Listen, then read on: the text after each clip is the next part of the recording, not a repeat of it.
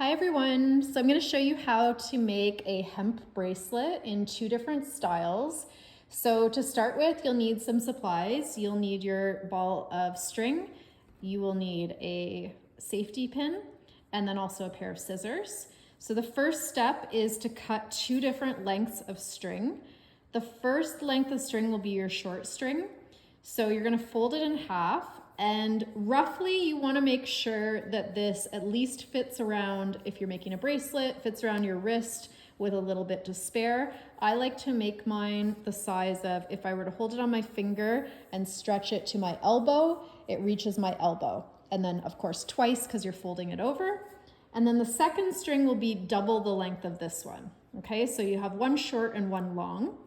So my double length string, I'm going to fold it over. So then you'll have two loops, short string, long string.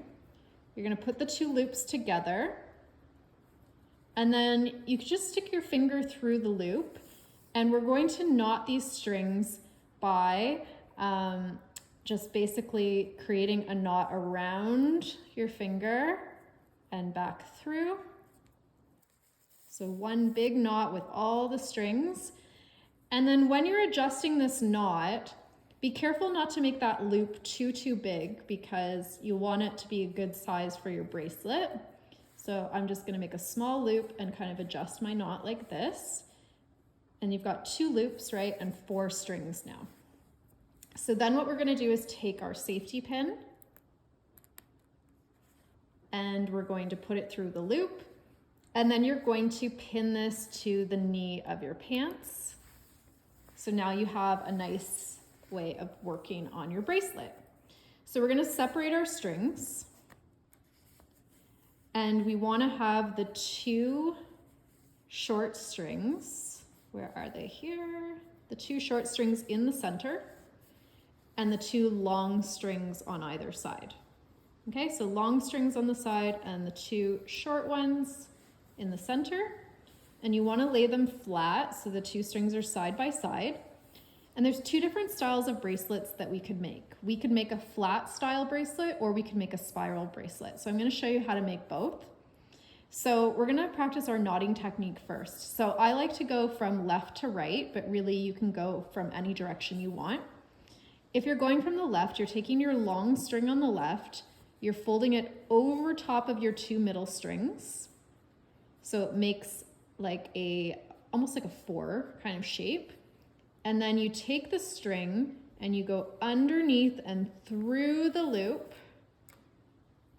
And then you pull the knot up and over to the side. And you keep that long string over on the right-hand side. Now, if I wanted to make a spiral, I would actually just keep doing that all on the same side. So I could go back and forth and bring this string over and do another four shape and bring it through and pull.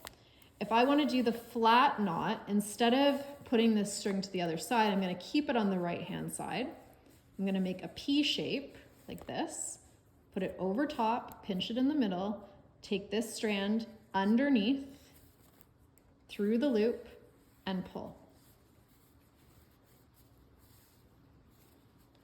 So let's try that again. On the left-hand side, make our four over top of the two strings, pinch in the middle, take that string, put it under and through the loop, and pull,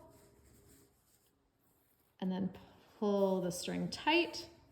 And then we're going to take our right hand long string over top to make a P, underneath and through, and pull. And I'm going to do this a few more times now, just so that you can watch the process. So always go over top, underneath, through, and pull. And rotate to the other one, over top, underneath, through, and pull. And you can start to see the shape that's forming. So this is our flat knot, okay, where we have a little braided section on each side and it's flat in the middle. over top, underneath through, and pull. And we do this back and forth.